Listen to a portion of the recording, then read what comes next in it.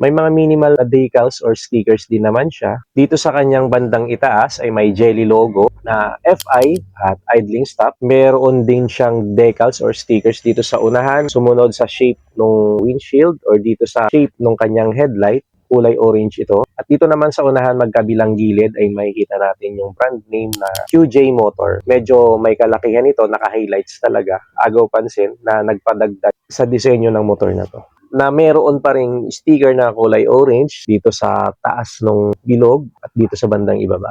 Kulay silver yung kanyang pairings dito sa kanyang pinakailalim ng footboard na makikita natin kapag nakaharap tayo dito or nasa gilid tayo ng motor. At syempre, dito sa kanyang bandang puwetan, dito halos sa ating back ride ay mayroong 3D emblem ng ATR at 160 na nagpa-premium naman sa datingan ng motor na to. Basta sa unang tingin ay majority sa kulay ng motor na to ay black na may mga konting lining lang ng kulay orange.